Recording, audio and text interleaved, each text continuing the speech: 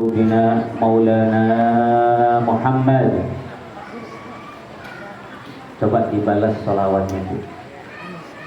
Sayyidina Muhammad. Allahumma salli wa sallim alaihi. Pertama-tama yang saya hormati dan saya muliakan dan saya juga ikut berduka khususnya keluarga besar almarhumah dan para kerabatnya, para sahabatnya, para keluarganya, para tetangganya. Mudah-mudahan Allah angkat derajat beliau insyaallah. Allah ampuni dosa-dosanya, dimasukkan ke surga firdausil a'la, amin ya rabbal alamin. Ini saya lihat ini masya Allah lebih banyak ibu-ibu daripada bapak-bapak. Artinya lebih semangat ibunya mencari ilmu. Bapak saya tidak bilang tidak semangat, tapi memang kita ini Pak laki-laki memang sukanya nongkrong santuy. Allahumma sholli ala Muhammad. Berbicara tentang kematian, hadirin dirahmati Allah. Suatu saat Sayyidina Ali karamallahu wajhah. Kita tahu siapa Sayyidina Ali? Sayyidina Ali, ibu. Sayyidina Ali adalah menantunya Rasulullah. Suaminya Sayyidatuna Fatimatus Zahra radhiyallahu anha. Sayyidina Ali lagi jalan-jalan sama temannya. Tiba-tiba berhenti di depan kuburan. Nah, tahangi teman-teman, tunggu dulu sebentar. Akhirnya beliau bilang, wahai orang-orang yang sudah dikubur di bawah tanah. Sayyidina Ali berteriak di depan kuburan. Orang yang sudah dikubur, sesungguhnya aku bawa kabar untuk kalian. Dengar orang-orang yang sudah mati, yang sudah dikubur, dengarkanlah, kata Sayyidina Ali. Hartamu dulu yang kau simpan itu sekarang sudah dibagi-bagi. Rumahmu dulu yang mewah, yang tingkat, yang setengah mati kau bangun itu sekarang sudah jadi miliknya orang. Bahkan istri-istrimu yang kau banggakan, yang cantik, yang elok, yang semok itu sekarang sudah menjadi istri pria lain. Maka kata Sayyidina Ali, ini jadi tadi ada tambahan dikit ya. Ini bukan, ada tambahan sedikit. Itu bahasa saya. Ya. Insya Allah saya ceramah ini saya campur bahasa Inggris. Yes. Ya. Understand? Insya Allah saya campur bahasa Inggris. Ya. Aja mega bicaramu, aja mutat kaleka. Nah, itu bahasa Inggris. Mantap Bu. Yes, that's fine. Nah. Kata Sayyidina Ali di depan kuburan. Ini sahabatnya Sayyidina Ali bingung. Nala Sayyidina Ali, wahai imam, kamu tuh ngomong lagi di depan kuburan. Ini orang mati. Kata Sayyidina Ali, iya aku tahu Ji.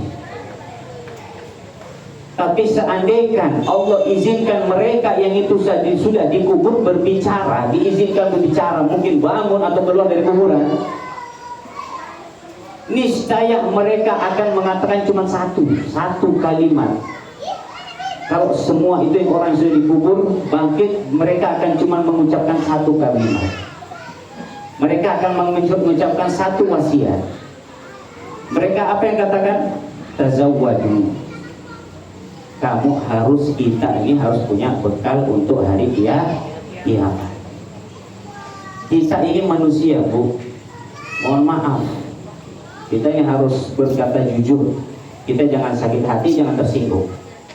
Ya, karena memang sungguh nasihat itu mudah. An-nasihatun sahlatun, tapi al-muskilah qabuluh. Semua kita ini bisa nasihat, yang bermasalah adalah kita bisa menerima atau tidak. Karena itu hadirin yang dirahmati Allah, kita ini hidup, yang kita cari ini apa? Ada ulama mengibaratkan kita ini manusia, tahu nggak? Manusia itu seperti layaknya seekor kambing. Tahu nggak kambing itu, Bu? Itu kambingan. Kalau lebaran mungkin ya. Kalau dipotong itu kambing. Saya tanya, itu temannya satu yang kambing satu lagi, ketika dia lihat temannya itu digorok mati, apa responnya teman? Biasa aja, santai aja. Dipotong mati itu temannya, digorok di depan matanya itu temannya, itu temannya santai aja. Begitu juga kita. Berapa banyak nih saudara tak mati di depan mata kita, tapi kita tidak berubah. Masih mungkin kita di hati kita masih mau cari dunia terus, makin jauh dari Allah. Makanya dikatakan kematian ini adalah nasihat. An-nasihatun bila sawt. Nasihat tanpa suara. Pak, Bu, saya ini asli Hadramaut, tapi saya sekarang tinggal ada di Pontianak. Tahu Pontianak, Bu? Di mana Pontianak? Kalimantan Barat. Saya tinggal di sana sekarang. Saya di Pontianak itu tidak pernah ada kuliah takziah, ada orang ceramah. Setiap ku hadiri takziah tidak ada yang ceramah. Jadi baca Quran, ada qori, nanti baca Quran, terus tahlil, tawassul, setelah itu makan gosip, pulang. Betul, Bu? Pasti ada gosip dulu, wajib itu. Kalau bapak ngopi-ngopi, ibu-ibu gosip. Saya perhatikan di Pontianak tidak ada, setiap takziah ada orang meninggal ada yang ceramah. Sampai saya tanya kiainya, bilang, Kiai, mohon maaf, ini saya tinggal di Makassar.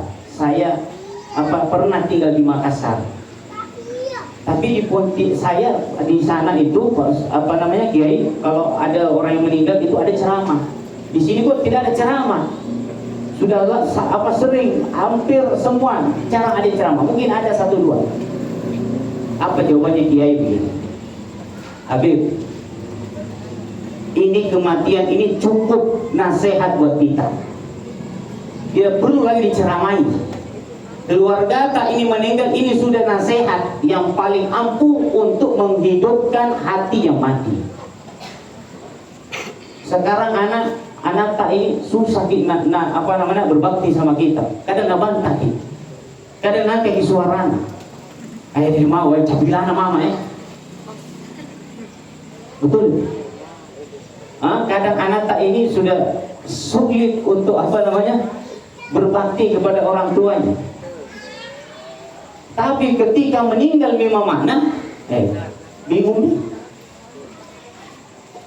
Meninggal di bapaknya, bingung nih dari mana? Tambah lagi meninggal saudaranya, selesai. Dia baru menangis, terlambat kok. Mudah-mudahan panjang umur kita semuanya, amin. Makanya alhamdulillah alladzi khalaqal mauta wal hayata liyabluwakum ayyukum ahsanu amala. Kita ini syukur Allah ciptakan kita manusia. Ini syukur kita ini lahir ini alhamdulillah. Dan Allah juga ciptakan ada kehidupan, Allah juga ciptakan ada kematian. Dan mati itu cuma di dunia. Nanti di akhirat tidak ada lagi kematian. Kematian itu cuma di dunia. Tidak ada ceritanya di akhirat, apalagi di neraka. Sudah, tidak ada kematian. Nanti orang yang disiksa di neraka, ya tidak hidup terus itu. Dikasih pecah kepalanya, ditunggu kepalanya, tetap hidup. Mudah-mudahan kita jauh dari neraka, insya Allah. Karena itu, ini Allah ciptakan mati dan Allah ciptakan juga kehidupan ini sebagai ujian untuk bersabar. Ujian untuk kita bertakwa kepada Allah Subhanahu wa Ta'ala. Makanya itu hadirin dirahmati oleh Allah, termasuk tidaklah sesuatu itu terjadi pasti karena kemampuan Allah dan kehendak Allah dan takdirnya Allah.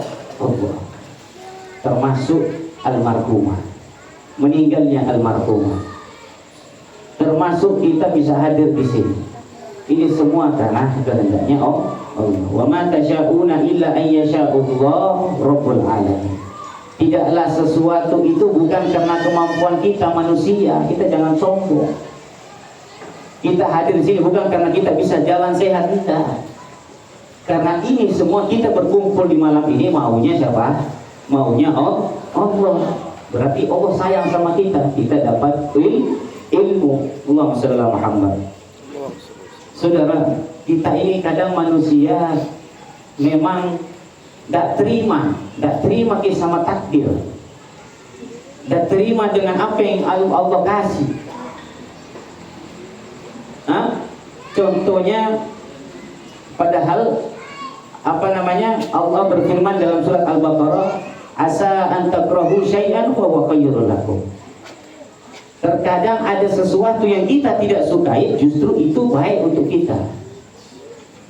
Kadang kita kalau meninggal di orang tua tak, pasti bilang, ya Allah, kenapa tidak adil, ya Allah, tidak adil, kenapa diambil di bapakku, kenapa diambil di mamaku. Tidak terima dengan takdirnya Allah.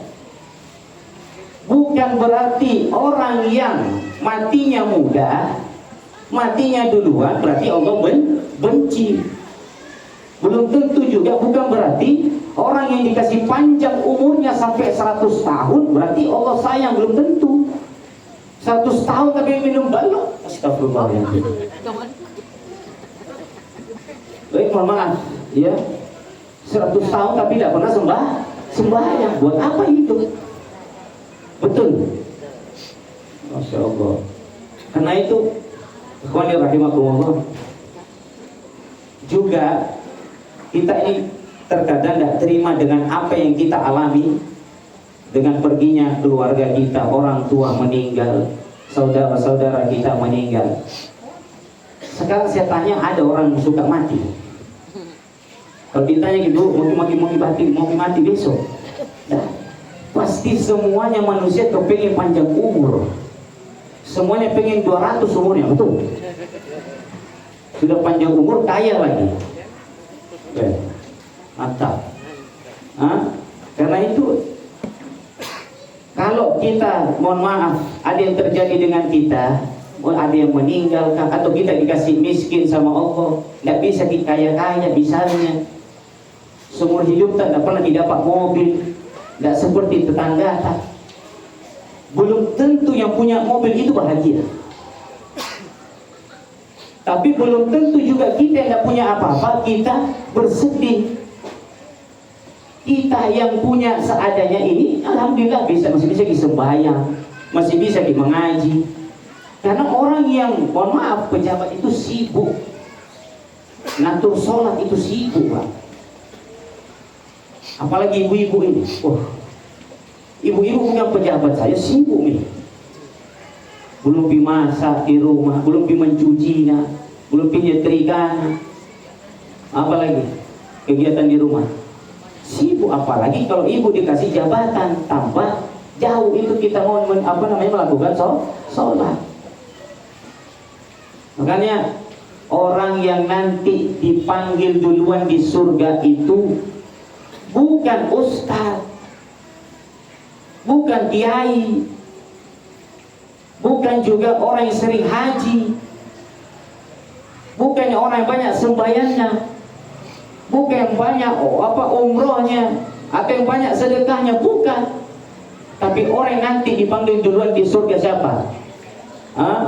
Alladzina yahmaduna Allah Ta'ala fi kulli syiddatin wa raha. Mereka yang suka memuji Allah, mengucapkan alhamdulillah di segala keadaan, mau keadaannya susah maupun senang. Hilangi warna, alhamdulillah. Dapat mobil, alhamdulillah. Menangi arisan, alhamdulillah. Ada yang meninggal, Yang bilang alhamdulillah, salah itu, salah itu. Innalillah. Karena itu banyak-banyak kita mengucapkan alhamdulillah. Orang yang nanti dipanggil adalah orang yang ikhlas. Sekarang orang yang mengaji itu banyak, orang yang ahli sembahyang itu banyak, orang yang bolak-balik umroh itu banyak, orang yang bersedekah banyak, tapi yang ikhlas hampir sedikit tak ada.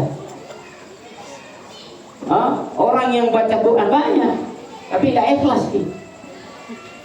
Iya.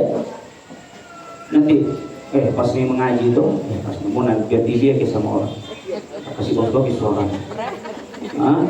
Bukan ini, bukan ibu. Ini ada orang, Bu, ada orang. Ini kalau ibu sakit betis, siapa? Ibu nenek ibu, masya Allah. Oh, selamat bagus suaranya ibu. Mudah-mudahan banyak pahalanya ibu. Amin. Kalau mengaji itu karena banyak orang lagi itu punya betul suara. Akhirnya Fabi ayyala kasatu nih. Karena tidak ikhlas. Dan juga orang yang sembahyang banyak. Orang yang sembahyang banyak. Contoh, ini ada orang Pak Ustaz. Karena lihat kita ada sebelah ada pejabat apa tuh. Orang Pak Ustaz ini pakai siwak. Ini kan siwak ini sunnah. Biasa Ustaz pakai, kita Habib juga pakai, ini sunnah. Iya, pakai siwak. Nah ini ada Pak Ustaz, mau dikatakan ini. Tuh, Pak Ustaz, mana dia mau dilihat ke diri ke orang. Masih begini ke siwak, bukan siwak. Pas kini ada hitung giginya. Kenapa hitung gigi? Pas lihat ini pulpen.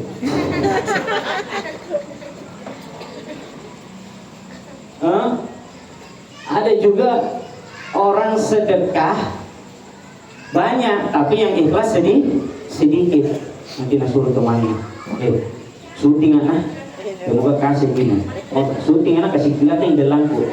Nah, kelihatan tasku juga kelihatan anak. Semoga kasih kuitung anak. 1, 2, 3. Kelihatan yang gigi masku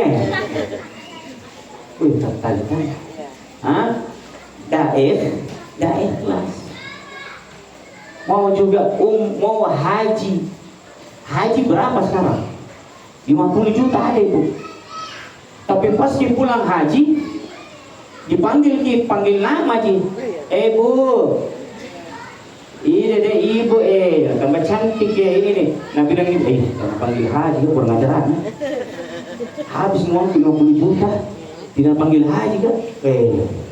Akhirnya tak ikhlas. Semua sedekahnya, sholatnya, baca Qur'annya, semua amal ibadahnya tidak diterima oleh Allah Subhanahu Wa Taala.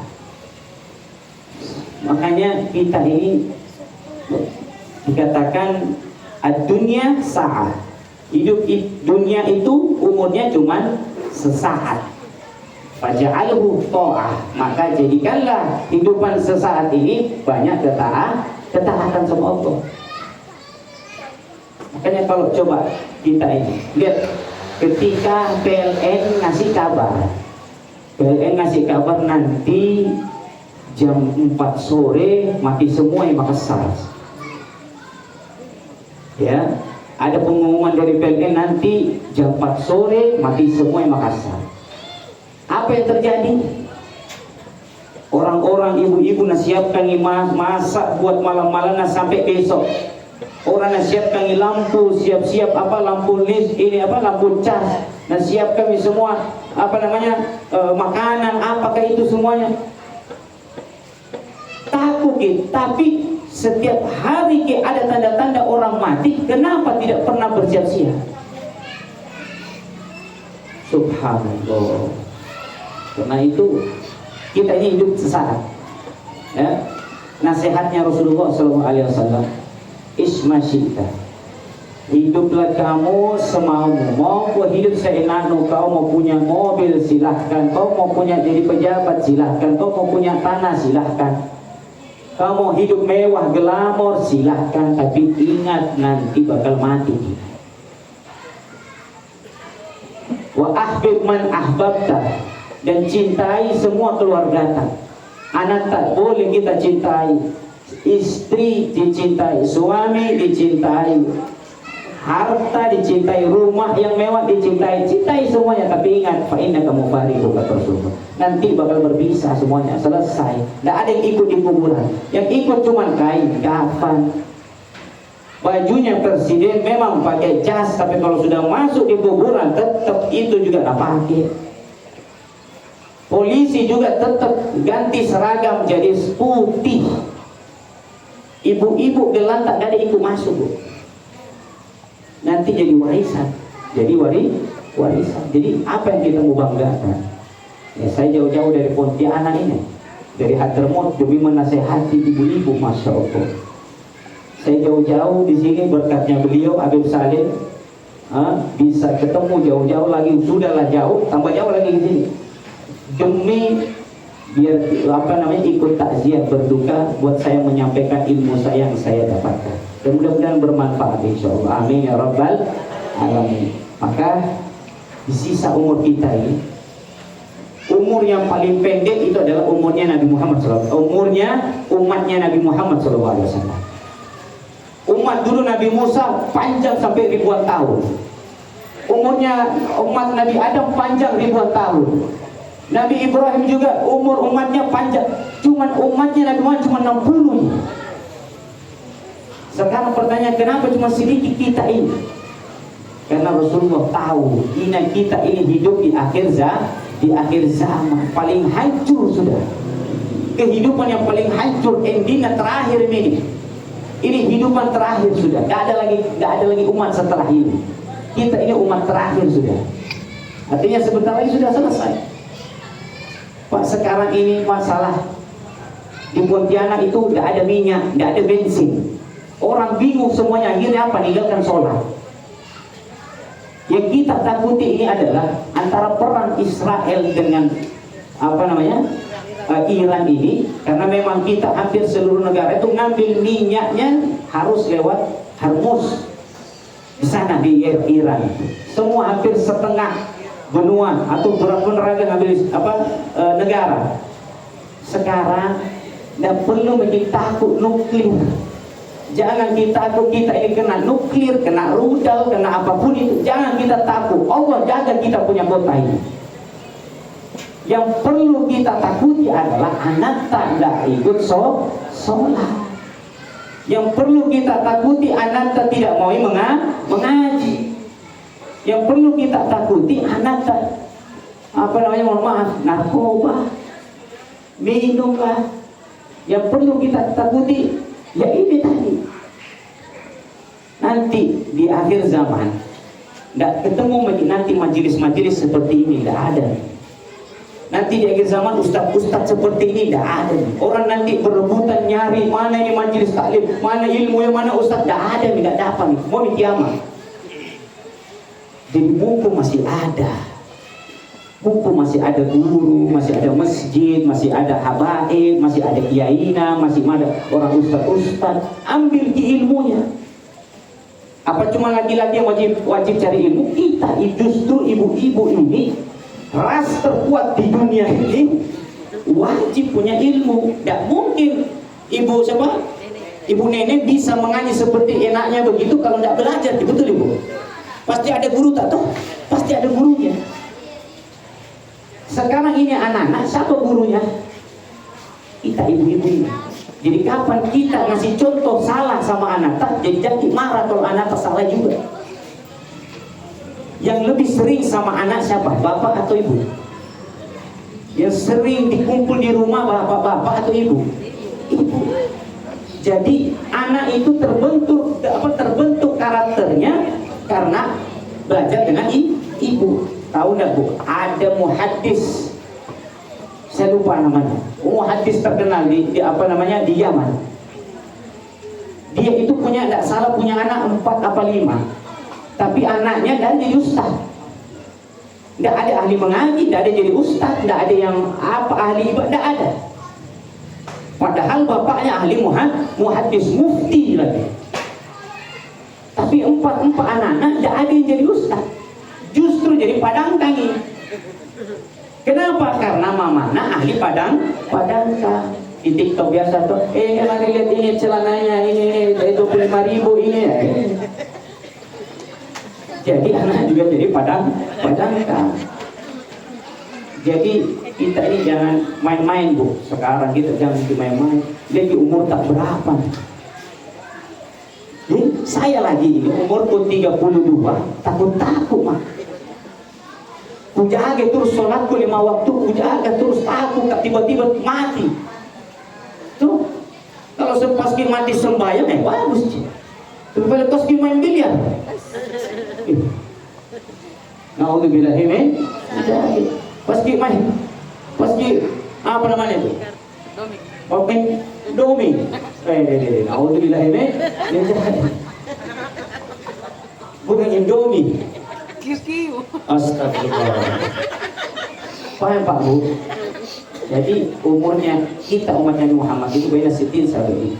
Cuma 60 sampai 70. Jadi kalau sudah umur tak itu 40 nih, ayolah ubah ini hidupkan. Itu anak tak nanti. Kalau mati, sekarang orang mati, nah lupakan ini. Ini sebentar almarhumah ini cuma mungkin malam ini diingat.